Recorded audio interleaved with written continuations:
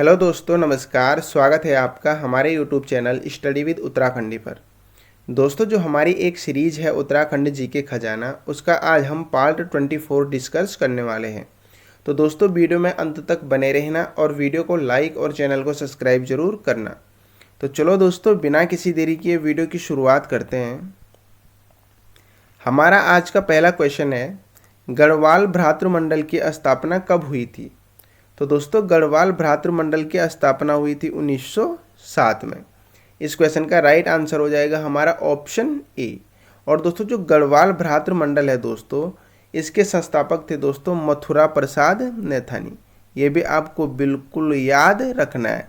Question बन सकता है दोस्तों कि गढ़वाल भ्रातृमंडल के संस्थापक कौन थे, तो आप बताएंगे मथुरा प्रसाद नैथानी। और गढ़वाल भ्रातृमंडल की स्थापना कब हुई, तो आप बताएंगे 1907 में। और दोस्तों, गढ़वाल भ्रातृमंडल का जो प्रथम अधिवेशन हुआ था दोस्तों, वो 1908 में हुआ था। ये भी आपको बिल्कुल याद रखना है। और दोस्तों, ये कोटद्वार में हुआ था। ये भी आपको याद रखना है। क्वेश्चन बन सकता है दोस्तों कि गढ़वाल भ्रातृमंडल का प्रथम अधिवेशन कब हुआ था, आप बताएंगे 1908 में। और कहाँ हुआ था, तो आप बताएंगे कोटद्वार में। और किसके नेतृत्व में हुआ था, तो दोस्तों ये हुआ था कुल्लानंद बड़तवाल के नेतृत्व में। ये भी आपको बिल्कुल याद रखना है। गढ़वाल भ्रातृमंडल की स्थापना कब हुई थी, आप बताएंगे 1907 में। इसके संपादक कौन थे, आप बताएंगे मथुरा प्रसाद नैथानी। गढ़वाल भ्रातृमंडल का प्रथम अधिवेशन कब हुआ था, तो आप बताएंगे 1908 में। कहाँ हुआ था, आप बताएंगे कोटद्वार में। और गढ़वाल भ्रातृमंडल के प्रथम अधिवेशन का नेतृत्व किसने किया था, तो आप बताएंगे कुल्लानंद बड़तवाल ने। तो दोस्तों, ये सारे फैक्ट आपको याद रखने हैं। बढ़ते हैं अगले क्वेश्चन की तरफ। अगला क्वेश्चन है हमारा, चमोली जिले के किस गांव से महापाषाणीय समाधान खोजे गए? तो दोस्तों, चमोली जिले के मलारी गांव से दोस्तों महापाषाणीय समाधान खोजे गए थे। इस क्वेश्चन का राइट आंसर हो जाएगा हमारा ऑप्शन डी। और दोस्तों, महापाषाणीय समाधान खोजे गए थे दोस्तों 1956 में शिव प्रसाद डबराल जी के द्वारा। ये भी आपको बिल्कुल याद रखना है। क्वेश्चन बन सकता है दोस्तों कि चमोली जिले के मलारी गांव से महापाषाणीय समाधान कब खोजे गए थे, तो आप बताएंगे 1956 में। किसके द्वारा खोजे गए थे, आप बताएंगे शिव प्रसाद डबराल जी के द्वारा। और चमोली जिले के किस गांव से खोजे गए थे महापाषाणीय समाधान, आप बताएंगे मलारी गांव से। और दोस्तों, शिव प्रसाद डबराल जी से एक क्वेश्चन और बनता है, इनसाइक्लोपीडिया ऑफ उत्तराखंड किसे कहा जाता है? तो दोस्तों, इनसाइक्लोपीडिया ऑफ उत्तराखंड भी शिव प्रसाद डबराल जी को कहा जाता है। तो दोस्तों, ये सारे फैक्ट आपको याद रखने हैं। बढ़ते हैं अगले क्वेश्चन की तरफ। अगला क्वेश्चन है हमारा, उत्तराखंड पृथक राज्य हेतु पर्वतीय राज्य परिषद का गठन किया गया था। तो दोस्तों, उत्तराखंड पृथक राज्य हेतु पर्वतीय राज्य परिषद का गठन किया गया था 1967 में। इस क्वेश्चन का राइट आंसर हो जाएगा हमारा ऑप्शन ए। और दोस्तों, पर्वतीय राज्य परिषद का गठन 1967 में किया गया था रामनगर में। ये भी आपको बिल्कुल याद रखना है। क्वेश्चन बन सकता है दोस्तों कि पर्वतीय राज्य परिषद का गठन कहाँ किया गया था, तो आप बताएंगे रामनगर में। और दोस्तों, पर्वतीय राज्य परिषद के अध्यक्ष थे दोस्तों राधा कृष्ण पांडे। ये भी आपको बिल्कुल याद रखना है। क्वेश्चन बन सकता है दोस्तों कि पर्वतीय राज्य परिषद के अध्यक्ष कौन थे, आप बताएंगे राधा कृष्ण पांडे। और दोस्तों, पर्वतीय राज्य परिषद के उपाध्यक्ष कौन थे?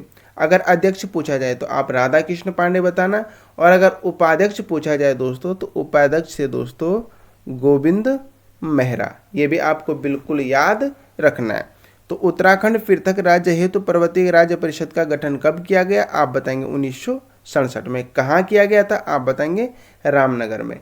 इसके अध्यक्ष कौन थे, आप बताएंगे राधा कृष्ण पांडे। और इसके उपाध्यक्ष कौन थे, आप बताएंगे गोविंद मेहरा। तो दोस्तों, ये सारे फैक्ट आपको याद रखने हैं। बढ़ते हैं अगले क्वेश्चन की तरफ। अगला क्वेश्चन है हमारा, छांगलेश राजवंश की पुष्टि किस अभिलेख से मिलती है? तो दोस्तों, छांगलेश राजवंश की पुष्टि हमें लाखामंडल अभिलेख से मिलती है। इस क्वेश्चन का राइट आंसर हो जाएगा हमारा ऑप्शन बी। और दोस्तों, लाखामंडल अभिलेख कहाँ स्थित है, तो आप बताएंगे देहरादून में। बढ़ते हैं अगले क्वेश्चन की तरफ। अगला क्वेश्चन है हमारा, देहरादून में होम रूल लीग की शाखा कब स्थापित की गई थी? तो दोस्तों, देहरादून में होम रूल लीग की शाखा स्थापित की गई थी दोस्तों 1918 में। इस क्वेश्चन का राइट आंसर हो जाएगा हमारा ऑप्शन ए। और दोस्तों देहरादून में होम रूल की स्थापना 1918 में दोस्तों स्वामी विचारानंद सरस्वती जी के द्वारा स्थापित की गई थी। ये भी आपको बिल्कुल याद रखना है, स्वामी विचारानंद सरस्वती। और दोस्तों उत्तराखंड में होम रूल लीग की स्थापना कब हुई थी? तो दोस्तों उत्तराखंड में होम रूल लीग की स्थापना हुई थी 1914 में। ये भी आपको बिल्कुल याद रखना है, यहाँ पे आपको बिल्कुल भी कंफ्यूज नहीं होना है। अगर देहरादून में होम रूल लीग की शाखा कब स्थापित की गई थी ये पूछा जाए आपसे, तो आप बताएंगे 1918 में। और किसके द्वारा स्थापित की गई थी? तो आप बताएंगे स्वामी विचारानंद सरस्वती जी के द्वारा। और उत्तराखंड में होम रूल लीग की स्थापना कब हुई थी? तो आप बताएंगे 1914 में। बढ़ते हैं अगले क्वेश्चन की तरफ। अगला क्वेश्चन है हमारा, उत्थान समाचार पत्र के संपादक कौन थे? तो दोस्तों उत्थान समाचार पत्र के संपादक थे दोस्तों ज्योति प्रसाद माहेश्वरी। इस क्वेश्चन का राइट आंसर हो जाएगा हमारा ऑप्शन सी।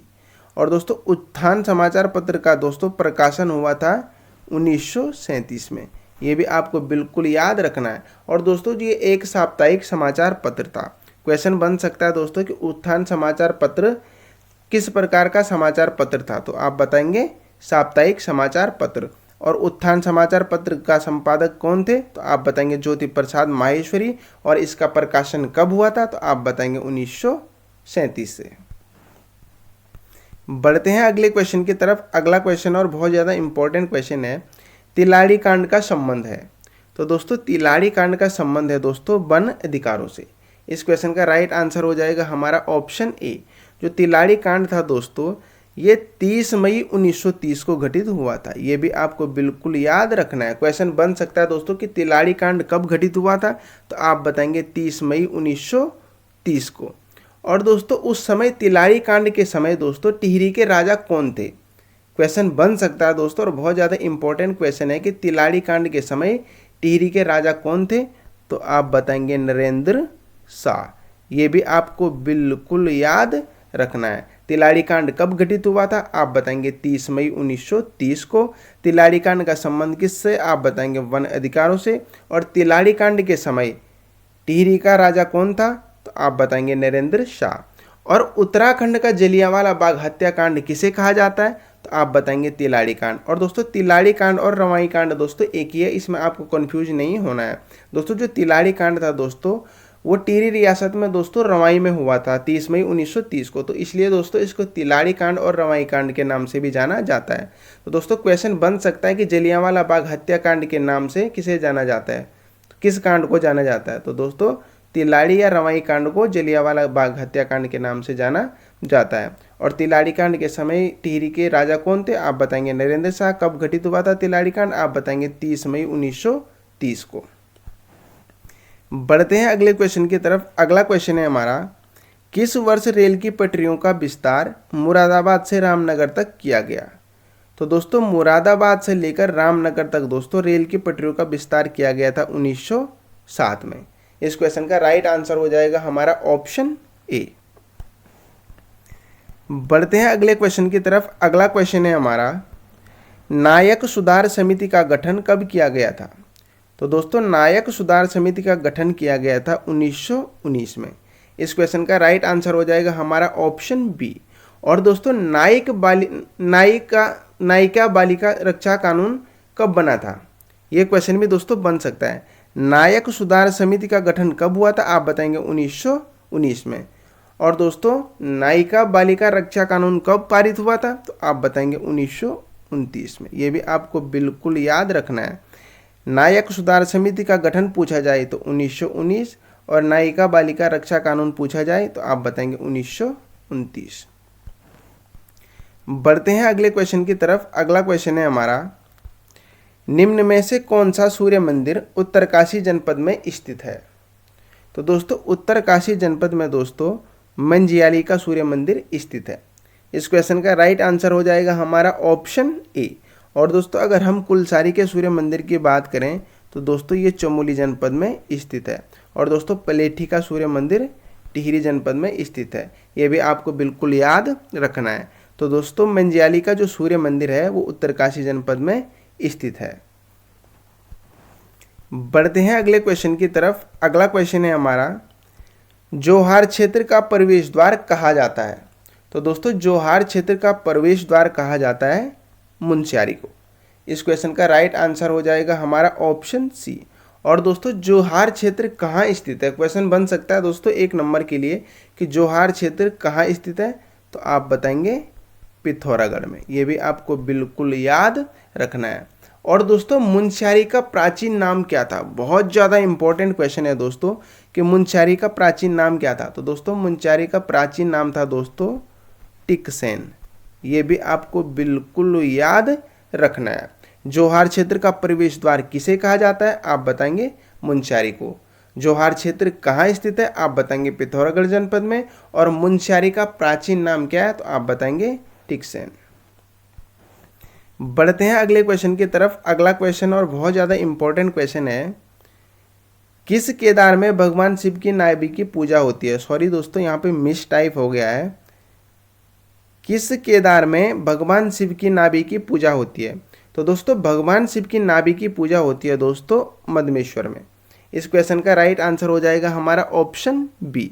और दोस्तों जो मदमेश्वर है दोस्तों वो पंच केदारों में से एक केदार है दोस्तों, और ये रुद्रप्रयाग जनपद में स्थित है। ये भी आपको बिल्कुल याद रखना है। क्वेश्चन बन सकता है दोस्तों कि मदमेश्वर किस जनपद में स्थित है, तो आप बताएंगे रुद्रप्रयाग जनपद में। और दोस्तों मदमेश्वर मंदिर में दोस्तों भगवान शिव की नाभि की पूजा होती है। ये भी आपको बिल्कुल याद रखना है।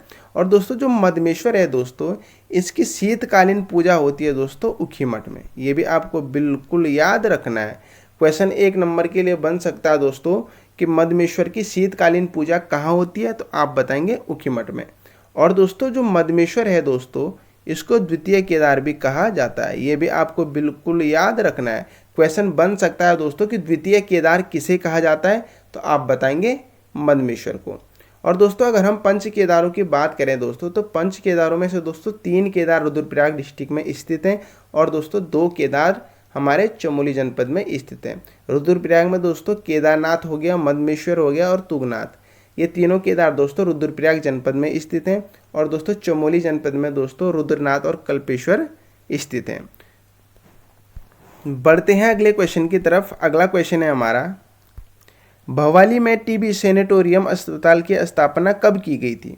तो दोस्तों भवाली में टीबी सैनिटोरियम अस्पताल की स्थापना की गई थी दोस्तों 1912 में। इस क्वेश्चन का राइट आंसर हो जाएगा हमारा ऑप्शन ए। और दोस्तों भवाली कहाँ है दोस्तों, तो आप बताएंगे नैनीताल में। नैनीताल जनपद में दोस्तों भवाली स्थित है। और दोस्तों क्वेश्चन बन सकता है पर्वतीय फल बाजार किसे कहा जाता है। तो दोस्तों पर्वतीय फल बाजार कहा जाता है दोस्तों भवाली को। ये भी आपको बिल्कुल याद रखना है। और दोस्तों क्वेश्चन बन सकता है और जरूर बनेगा दोस्तों कि उत्तराखंड न्यायिक व विधिक अकादमी कहाँ स्थित है। तो दोस्तों उत्तराखंड न्यायिक व विधिक अकादमी भी दोस्तों भवाली में स्थित है। ये आपको बिल्कुल याद रखना है। भवाली में टीबी सैनिटोरियम अस्पताल की स्थापना कब की गई थी, तो आप बताएंगे 1912 में। भवाली किस जनपद में स्थित है, आप बताएंगे नैनीताल में। पर्वतीय फल बाजार किसे कहा जाता है, आप बताएंगे भवाली को। और उत्तराखंड न्यायिक व विधिक अकादमी कहाँ स्थित है, तो आप बताएंगे भवाली नैनीताल में। बढ़ते हैं अगले क्वेश्चन की तरफ। अगला क्वेश्चन है हमारा, गौरी गंगा का उद्गम कहाँ से होता है। तो दोस्तों गौरी गंगा का उद्गम होता है दोस्तों मिलम ग्लेशियर से। इस क्वेश्चन का राइट आंसर हो जाएगा हमारा ऑप्शन सी। और दोस्तों मिलम ग्लेशियर किस जनपद में स्थित है, तो आप बताएंगे पिथौरागढ़ जनपद में। ये भी आपको बिल्कुल याद रखना है। गौरी गंगा का उद्गम कहाँ से होता है, आप बताएंगे मिलम ग्लेशियर से। मिलम ग्लेशियर किस जनपद में स्थित है, आप बताएंगे पिथौरागढ़ में। बढ़ते हैं अगले क्वेश्चन की तरफ। अगला क्वेश्चन है हमारा, निम्न में से किस शहर का प्राचीन नाम शाहजाफर था। तो दोस्तों शाहजाफर दोस्तों जसपुर का प्राचीन नाम था। इस क्वेश्चन का राइट आंसर हो जाएगा हमारा ऑप्शन ए। और दोस्तों अगर हम काशीपुर की बात करें दोस्तों, तो काशीपुर का दोस्तों प्राचीन नाम था गोविशाण। ये भी आपको बिल्कुल याद रखना है। काशीपुर का प्राचीन नाम क्या था, आप बताएंगे गोविशाण। और दोस्तों बाजपुर का प्राचीन नाम क्या था, ये बहुत ज़्यादा इंपॉर्टेंट पॉइंट है दोस्तों कि बाजपुर का प्राचीन नाम क्या था, और ये पूछा जाता है दोस्तों, और ये एक प्रीवियस ईयर क्वेश्चन भी है दोस्तों। तो दोस्तों बाजपुर का प्राचीन नाम था मुंडिया, ये भी आपको बिल्कुल याद रखना है। और शाहजफर किसका प्राचीन नाम था, आप बताएंगे जसपुर का। काशीपुर का प्राचीन नाम क्या था, आप बताएंगे गोबिशाण। बढ़ते हैं अगले क्वेश्चन की तरफ। अगला क्वेश्चन है हमारा, भद्रराज मेला कहाँ आयोजित किया जाता है। तो दोस्तों भद्रराज मेला मसूरी में आयोजित किया जाता है। इस क्वेश्चन का राइट आंसर हो जाएगा हमारा ऑप्शन सी। और दोस्तों क्वेश्चन बन सकता है कि भद्रराज मंदिर कहाँ स्थित है। तो दोस्तों भद्रराज मंदिर भी दोस्तों मसूरी में स्थित है। ये दोनों पॉइंट दोस्तों आपको बिल्कुल याद रखने हैं। भद्रराज मेला कहाँ लगता है, आप बताएंगे मसूरी में, और भद्रराज मंदिर कहाँ स्थित है, तो आप बताएंगे मसूरी में। बढ़ते हैं अगले क्वेश्चन की तरफ। अगला क्वेश्चन है हमारा, प्रसिद्ध गर्जिया देवी मंदिर कहाँ स्थित है। तो दोस्तों प्रसिद्ध गर्जिया देवी मंदिर दोस्तों नैनीताल के रामनगर में स्थित है। इस क्वेश्चन का राइट आंसर हो जाएगा हमारा ऑप्शन ए। और दोस्तों गर्जिया देवी मंदिर किस नदी के किनारे है, ये क्वेश्चन भी दोस्तों बन सकता है। तो दोस्तों गर्जिया देवी जो मंदिर है दोस्तों वो कोसी नदी के किनारे स्थित है। ये भी आपको बिल्कुल याद रखना है। प्रसिद्ध गर्जिया देवी मंदिर कहाँ स्थित है, तो आप बताएंगे नैनीताल के रामनगर में। और गर्जिया देवी मंदिर किस नदी के किनारे है, तो आप बताएंगे कोसी नदी के किनारे पर। बढ़ते हैं अगले क्वेश्चन की तरफ। अगला क्वेश्चन है हमारा, चमोली जनपद में स्थित गर्म कुंड है। तो दोस्तों चमोली जनपद में स्थित गर्म कुंड है तप्त कुंड। इस क्वेश्चन का राइट आंसर हो जाएगा हमारा ऑप्शन ए। दोस्तों चमोली जनपद में दो गर्म कुंड हैं दोस्तों, एक तप्त कुंड हो गया और दूसरा दोस्तों भाप कुंड। ये दोनों गर्म कुंड दोस्तों चमोली जनपद में स्थित है। और दोस्तों गंगनैनी कुंड की बात करें हम दोस्तों, तो गंगनैनी कुंड दोस्तों उत्तरकाशी जनपद में स्थित है। ये भी आपको बिल्कुल याद रखना है। और दोस्तों गौरी कुंड हो गया और भोरी अमोला कुंड हो गया दोस्तों, ये दोनों गर्म कुंड दोस्तों रुद्रप्रयाग जनपद में स्थित है। ये भी आपको बिल्कुल याद रखने हैं। चमोली जनपद में स्थित गर्म कुंड कौन सा है, आप बताएंगे तप्त कुंड। और दूसरा जो भाप कुंड है दोस्तों वो भी चमोली जनपद में स्थित है, ये भी एक गर्म कुंड है। और गंगनैनी कुंड है दोस्तों, ये भी एक गर्म कुंड है दोस्तों, और ये उत्तरकाशी जनपद में स्थित है।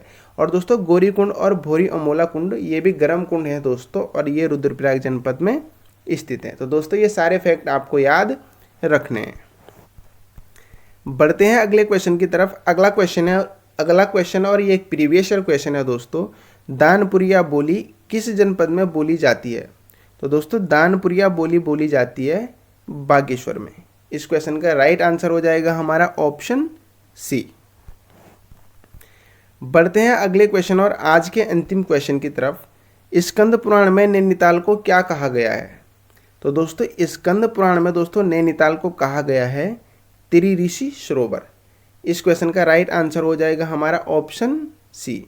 और नैनीताल की खोज किसने की थी, ये आप मुझे कमेंट बॉक्स में ज़रूर बताना। Thank you.